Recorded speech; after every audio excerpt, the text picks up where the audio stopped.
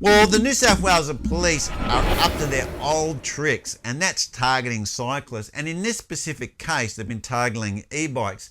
So what they've been doing is they've been getting e-bikes, and any e-bikes have been modified or whatever. They're basically pulling them over, and they're finding people, and it's quite significant. It's around about $700 or $800 AUD, I think, that they're finding them for riding these illegal e-bikes. Now, the New South Wales Police have a history of doing this. Every 6 or 12 months, they seem to toggle cyclists in some way. And what's happened in the past is there's like a bridge or way that you go into Sydney, and the traffic on this bridge obviously is very congested. And what happens is the cyclists then ride on the footpath because they don't feel safe riding on the road with mixing in with all the cars. And then the police wait at the one end, and when they come to the intersection, they find all of the cyclists. Now, there's a flip side to this, a pros and cons. Now, we know it's illegal and the police are every right for doing this, but really, is this a waste of police resources?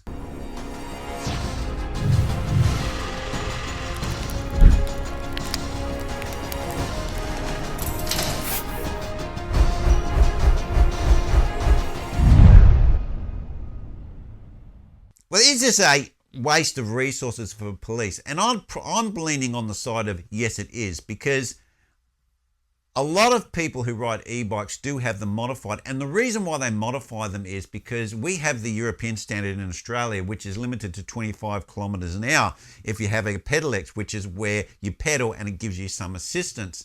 Now, the wattage, they say, is supposed to be 250 watts, but that does vary. When you go slower, it gives you more power to go up hills and so forth. But once you hit 25 Ks, it's like hitting a wall. And then you've got this heavy bike that you've got to pedal if you want to go faster. And generally, it's pretty hard. So really, you can't do a lot more than 25 kilometers an hour. So what people do is they get them modified, get them made open, because they don't want to spend $4,000 plus on a bike that's actually going to go just as fast as a normal bike or even slower. A fit guy on a bike, even a normal cheap bike, can do 25 Ks or more quite easily.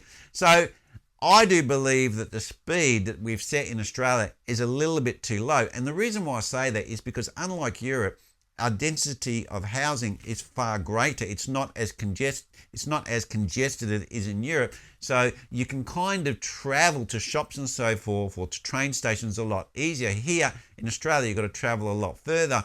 And of course, it's hotter, so people also don't like to sweat.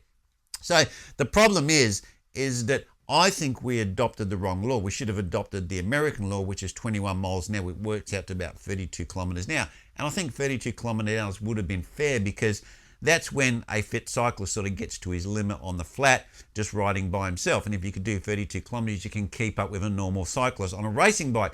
But at the moment, you're on your electric bike doing 25 Ks and everyone's passing you. So I think the speed is a little bit slow, especially when you've paid to have a bike that gives you assistance. And 32 kilometres is not an unreasonable speed for the average cyclist to ride at.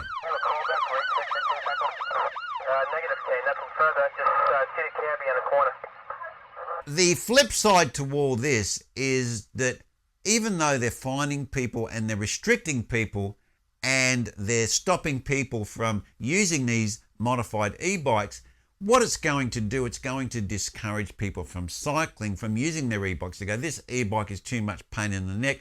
I don't want to just paddle along at 25 Ks now. If I can't modify it, I can't ride it, and I'm going to get fined, then I'm not going to ride my e-bike and just get back in my car.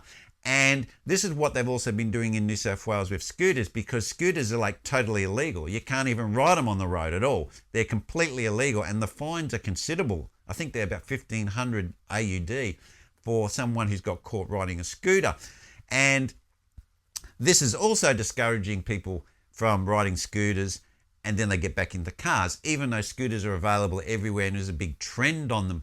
So what I'm seeing is that even though, yeah, the laws are correct in New South Wales, because they haven't changed the laws like a lot of the other states where they're allowing scooters now, and they're also encouraging cyclists in some way or other, and probably even turning a blind eye to e-bikes because they want people on bikes, because we're talking green everywhere, and getting people out of cars and getting people onto bikes, even if they're e-bikes, is far more environmental than if you've got people driving around in cars.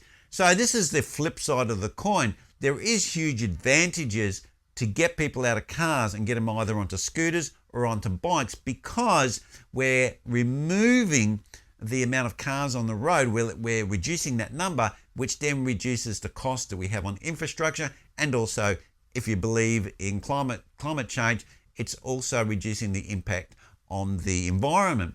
So that is the upside. And I think that there should be a little bit more relaxation towards these alternative forms of transports. And instead of finding people and so forth, there should be a lot more awareness to using scooters and a lot more awareness to using e-bikes. And I actually think that the law for e-bikes should be changed to the American standard, which gives you a little bit higher speed than the European standard, because I don't really think in Australia the European standard is really that applicable.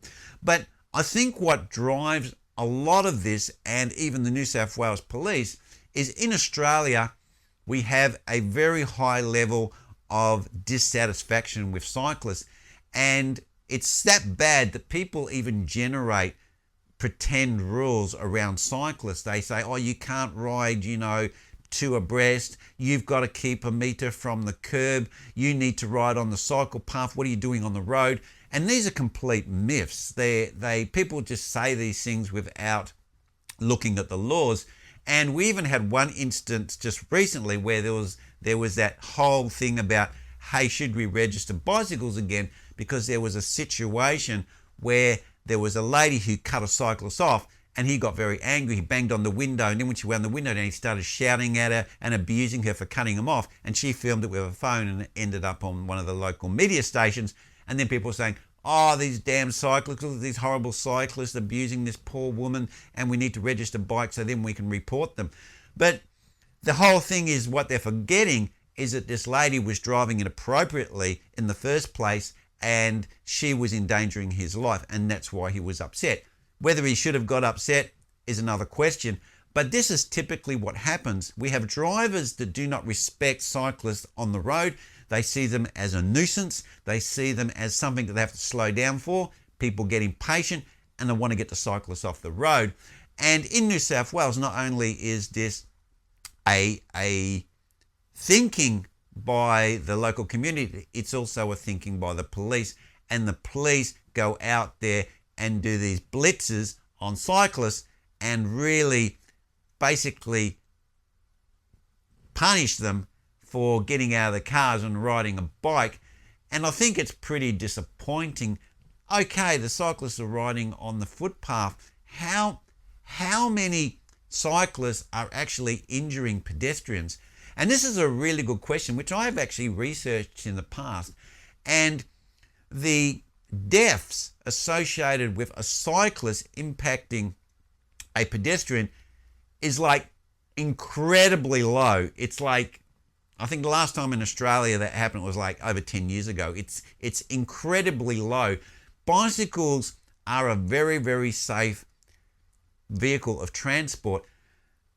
The bicycle only weighs like 10 kilos. You're the one that has all the weight. You're, especially if you've got a bit of a gut. You are the percentage of weight on the bicycle. So it's really just like you running and then running into another pedestrian with a heavy handbag or backpack on, which is your 10 kilos, and you've hit the other person and you've knocked them over. Your chances of killing them are incredibly low. And okay, you're going faster, so you've got more kinetic energy on a bicycle. So yeah, you probably could hurt someone severely. But to kill someone is really, really low risk. But if you're in a car and you hit a cyclist or a pedestrian, you can kill them very easily.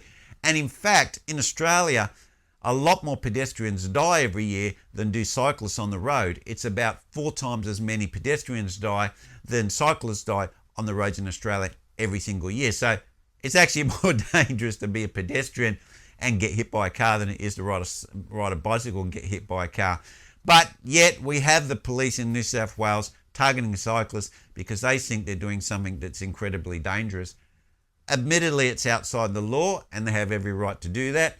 But I think that police need to look at all the laws and they need to prioritise what laws they need to be enforcing.